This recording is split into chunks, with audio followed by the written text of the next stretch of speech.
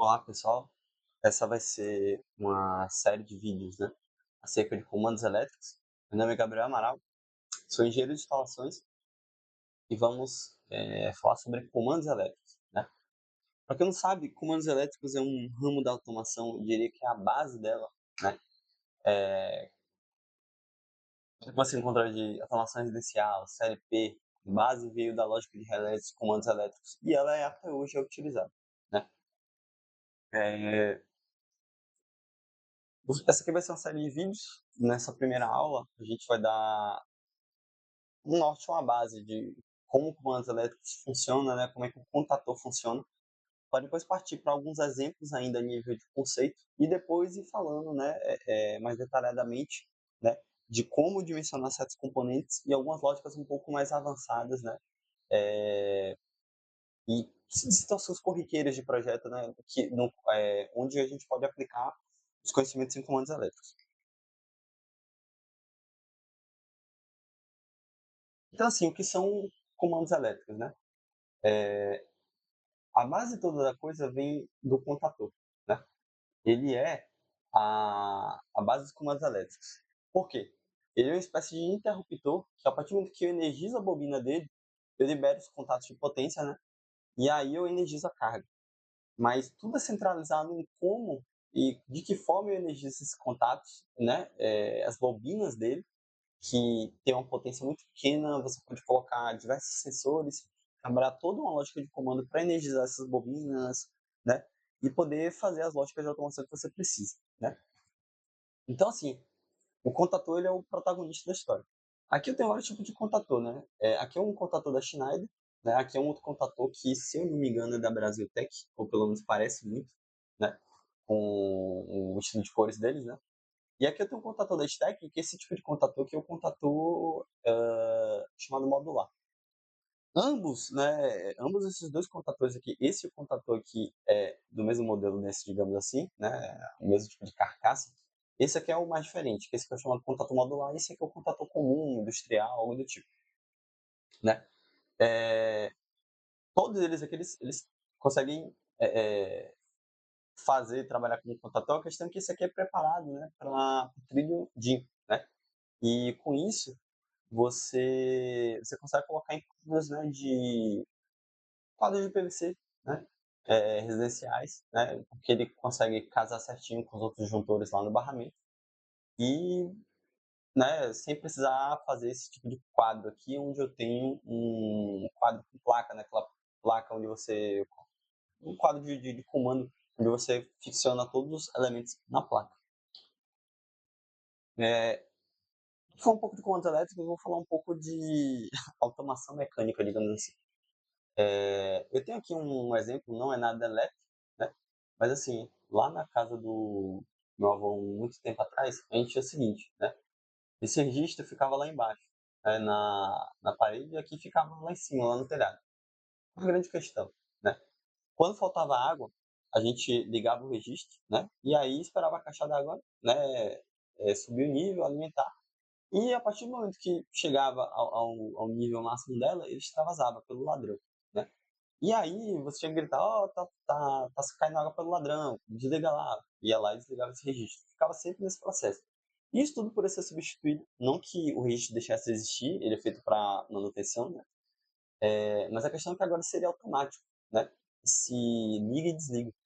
Então, assim, eu não estou substituindo o disjuntor, né? Apesar que eu não posso comparar um registro com um disjuntor. O registro é uma chave, né? Não é ele interrompe em caso de uma sobrevasão, digamos assim, não é assim que funciona. Mas serve mais ou menos de exemplo, né? Então, assim, um instrumentozinho desse, barato, né? Você conseguia simplesmente tornar automático aquilo. Então, os comandos elétricos servem tanto para proporcionar conforto como proporcionar praticidade, perdão, como também economizar energia. Se energia até mesmo humana ou energia elétrica mesmo, né?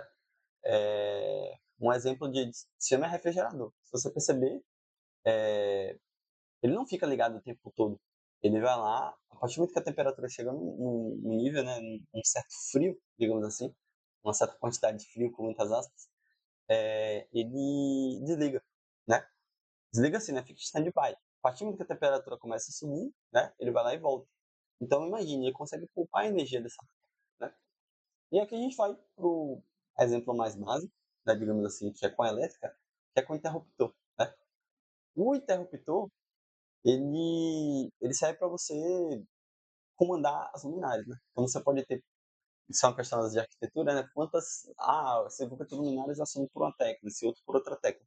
Isso tudo vem do interruptor, né.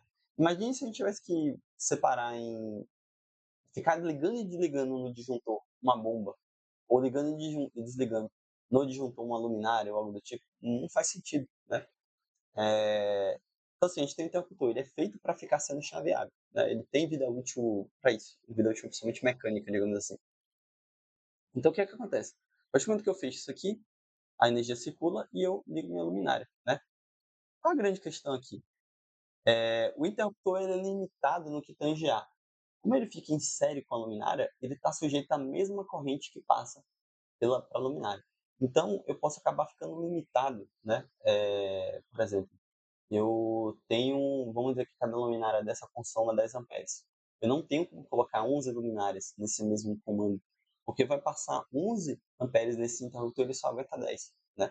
Também outra questão é que, é, claro, por passar a mesma corrente, ele vai estar, precisa até colocar essa nota óbvia em alguns projetos, né, porque muito leigo, né, no ramo de instalações, e aí você tem que colocar às vezes algumas notas óbvias, como por exemplo, o cabo de retorno, ele tem que ter a mesma seção da fase. Por que será? Né? É a mesma corrente, não tem diferença entre a fase e o retorno aqui. O retorno é simplesmente a fase seccionada, né? Então, a gente tem que muitas vezes atestar, colocar notas para informar o óbvio, né? Então, é assim que funciona, né, esse tipo de comando. Eu vou passar aqui alguns exemplos só para falar um pouco sobre série e paralelo, para poder dar uma base mais ou menos como vai funcionar os comandos elétricos, né, no que tange a série paralelo, um I e U, né.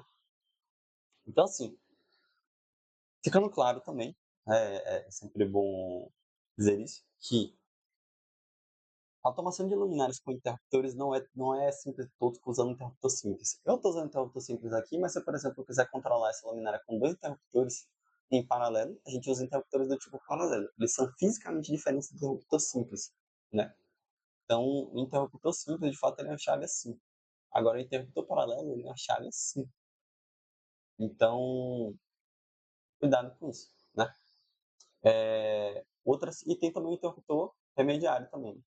Ele tem 4 polos. Então, vamos lá. Quando eu posso ter aqui uma luminária, 3 luminárias, 5 luminárias, um número grande de luminárias aqui, e eu fecho o interruptor, né. Quando eu fecho o interruptor é que finalmente circula a corrente entre elas, né, mas até então aqui está desligado. O que que acontece? Se eu tenho 1 ampere circulando aqui, 1 ampere para cada luminária, significa que aqui a montante eu vou ter 3 amperes. Então quanto mais luminárias eu coloco, mais corrente todo o meu sistema de seccionamento e comando, vamos dizer assim, vai precisar ter, né. Isso gera um problema, né. Quando você tem um limite de luminárias, você vai precisar ter muito mais interruptores, né. A depender você precisa, para não ficar um circuito tão carregado, vamos dizer, se eu tivesse circuito com potência, a gente precisa separar em mais circuitos, e assim por diante. E cada circuito tem o seu interruptor, porque o circuito está antes do disjuntor. Eu não posso ter, por exemplo, eu não posso, né, ter, por exemplo, 2 circuitos e alimentar luminárias e controlar pelo mesmo interruptor. Não faz sentido, né. E aí, vamos falar sobre a parte da ligação série, né. Quando eu falo de série, né, o que que acontece? Na série e paralelo na elétrica tem 2 questões. Quando eu trabalho em série, as minhas correntes são iguais, né, então assim, tudo que a corrente que passa ela é igual, né, e a minha tensão ela vai se somando, né, por isso que ocorre queda de tensão, etcétera. Então quando você vai ligar, deixa eu colocar aqui, é igual, e quem vai somando é a tensão. Vou colocar aqui em volts. Perdoe o mouse aqui, ele tá ficando, acaba dando essa arriscada. Enquanto que em paralelo, as correntes aqui vão somando. Então as minhas correntes somam e a minha tensão é igual. Então é justamente por isso que Luminárias, com as luminárias que precisam funcionar numa certa tensão, se a partir do momento que eu coloco luminárias em série, a minha tensão vai caindo, vai dividindo entre elas, né? Vai caindo. Quando eu coloco em paralelo, o que acontece? A minha tensão se mantém, mas a minha corrente sobe. Então, por exemplo, se cada uma dessas aqui consome 3 amperes, eu vou ter 9 amperes passando aqui. Tá? Então, todo o conjunto que está aqui, a montante que está em série, com esse conjunto aqui, vai passar a mesma corrente. Então, vai passar 9 amperes nos dois. Agora, nas luminárias, como elas dividem, vai passar 3 amperes em cada. Né? Perdão esses riscos do mouse, o clique aqui está ficando um pouco solto. Então, assim, vamos agora falar sobre a parte de lógica. Isso aqui é elétrica, como funciona a parte de, né, corrente e tensão. Mas em lógica, tabela de lógica, como é que funciona isso? Quando eu tenho dois interruptores abertos, né, a gente vamos chamar aqui de 0 e 0, o final aqui, qual é o meu resultado? É 0 também. Né? Então isso aqui não sai do recurso, minha luminária continua desligada. A partir do momento que o meu primeiro interruptor está desligado e o meu segundo interruptor liga, não muda nada. Né? Porque numa condição I, os dois precisam estar ligados, não adianta nada. Então, se eu ligo aqui com 1 e aqui com 0, aqui também vai ter 0. Né? A partir do momento que eu ligo aqui com 1 e 1, o que acontece? Agora tem 1, porque é uma condição de I. Ambos precisam de uma simultaneidade. Ambas as condições precisam ser satisfeitas para que eu tenha um resultado positivo, digamos assim, do outro lado. Né? Então, essa é a lógica. Né? Se eu tenho uma literatura, se eu tenho vários conjuntos, várias condições em série, todas elas precisam concordar para que eu energize o meu circuito e eu circule corrente. Né? Na verdade, a corrente circula aqui, que não vai circular corrente. Né? Claro, numa situação real, não se usa dois interruptores simples em série, ficando claro. Ah, e agora, isso aqui é só por licença poética, digamos assim, para poder explicar a lógica das coisas. A gente vai interpretar isso como chaves. Né? E se a gente estiver trabalhando em paralelo, né? O que acontece? Eu tenho zero no primeiro, zero no segundo interruptor, e por consequência eu vou ter zero aqui, né? É uma barra cortada. E se eu tiver um aqui e zero aqui? Eu energizo, eu vou ter um do outro lado. Minha condição sai de zero para um. Né? Porque basta que qualquer uma dessas condições atue para que eu energize as luminárias. Então, essa é uma condição de ou. Né? Basta um ou outro para que eu energize o circuito. E se eu energizo os dois? Tanto faz. Né? Ambas as condições satisfeitas, eu tenho aqui no final uma condição feita. Então, por exemplo, mais que eu solte esse contato, ou solte esse, desde que eu tenha pelo menos um contato aqui ligado, eu vou ter sempre, vai estar energizado aqui. Ok? Então, essa funciona a questão de série de I e ou, né? Série e paralelo. Então, agora a gente pode falar sobre o contator, que é o protagonista dos comandos elétricos. O que é o contator e o que é discernir potência e comando, né? Esse aqui é um contator de potência, ele é parecido com o que tinha lá na capa desse conjunto de slides, né? É um contator de potência, não confundir com um contator auxiliar. Quando a gente for falar de contator, a gente vai falar um pouco mais sobre. Mas, qual que é a questão aqui? O contator aqui, ele tem meio que três áreas aqui importantes, né? Três conjuntos de contatos importantes. A gente tem aqui chamados contatos de potência, a gente tem os contatos auxiliares e a gente tem o contato da bobina, né? Então, o que é que acontece? Esse A1 e A2 pode ser aqui também, né? A1 aqui e A2 aqui, dependendo do modelo do contator, pode ser também. Né? Então, assim, como é que são os contatores de potência? Um ponto importante também é que, na grande maioria das vezes, eles vão ser tripolares, né? Você raramente vai encontrar contatores bipolares, mas isso não impede o uso deles. Porque como são vários contatos que trabalham independentes, esses contatos se fecharem independentemente, você pode, por exemplo, passar só na carga bifásica ou monofásica, aqui não é problema. Né? Os contatos de potência, eles funcionam da seguinte forma. Né? Primeiro, vamos falar sobre como eles funcionam. Como é que funciona a nomenclatura deles. Você pode trabalhar numericamente, 1 e 2, né? Aí eu posso trabalhar aqui R, S e T. Ou você pode trabalhar com fase neutra aqui também, e deixando o 3 e 6 vazio. Você pode trabalhar aí ele vem 1 e 2, 3 e 4, 5 e 6, né? Ou você pode trabalhar o seguinte, ó, que as entradas se chamam L, tem o prefixo L, e as saídas têm o prefixo T, né? Aqui eu coloquei os dois padrões de nomenclatura. O que acontece? A partir do momento que eu passo os meus cabos de potência aqui para alimentar minha carga, por mais que o meu disjuntor esteja ligado, vamos falar que é o motor aqui, por mais que o meu disjuntor esteja ligado, nada acontece. Por quê? Esses contatos de potência são normalmente abertos. Grava muito isso, normalmente aberto. Quando eu falo que é normalmente aberto, significa que em condição de repouso, na condição zero, esse contato é aberto. Quando eu saio do repouso, né, o relé é acionado, esse contato, que era normalmente aberto, agora vai para ele fecha. A situação de fechado é a situação que ele sai do repouso. Na situação, vamos falar inércia aqui, né, sem nada, esses contatos de potência, eles ficam desligados, abertos. A partir do momento que eu energizo a minha bobina, ele liga. Então, eu tenho, por exemplo, aqui como é que funciona a parte diagramática da coisa. Né? A gente tem aqui o meu disjuntor da parte de carga, alimentando a minha carga, e eu tenho aqui o A1 e A2 do meu contator. Eu peguei um outro circuito de comando aqui, peguei, coloquei um interruptor, uma chave aqui e coloquei ela ligada no meu A1 e A2 do meu contator. Né? A gente pode estar trabalhando aqui esse contator como 220, pode ser também. 220 fase neutra. Né? E aqui eu estou alimentando minha carga com 220 trifásico. Né? E o que, que acontece? A partir do momento que eu fecho esse contato, eu energizo minha bobina, a armadura ataca, e todos os contatos fecham e deixam minha carga ser energizada. O que quer dizer isso aqui? Isso aqui eu coloquei para identificar que a corrente de carga, né, vamos dizer, a corrente da parte de potência, ela é muito maior que a corrente de comando. É... Por quê? Porque são circuitos independentes, são eletricamente isolados. O que acontece é que as armaduras atracam magneticamente e fecham o contato. Então, a corrente que passa aqui não tem nada a ver com a corrente que passa aqui.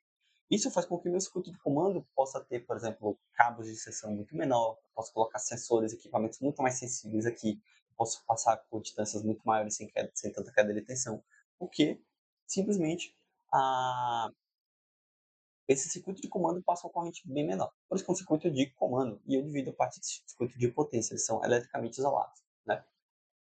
Isso me dá muita mais liberdade, né, para poder trabalhar essas coisas. Né? Aqui como funciona mecanicamente um contator. Né? Uma situação normal ele é assim. A mola faz uma força para lá, né? Tem uma força de mola. Aqui. Mola. Mola. Escrito bem errado. A partir do momento que eu energizo, o que acontece? Essa pelo próprio eletromagnetismo que eu travo aqui e aí eu fecho o contato. Ou seja, minha força que é eletromagnética, ela é maior do que a força da mola. Então eu energizo o meu circuito. Então a corrente que passa de um lado nada tem a ver com a corrente que passa do outro lado, porque esses contatos são atracados magneticamente, né? Por uma bobina solenoide. Né? Isso é usado, por exemplo, até em válvulas, né? Válvulas solenoides, por isso o nome. Então, é assim que funciona. Né? Por isso que a gente faz esse discernimento de potência e comando. Graças ao contator, é assim que ele funciona. Também é como funciona também a lógica de relés. Né?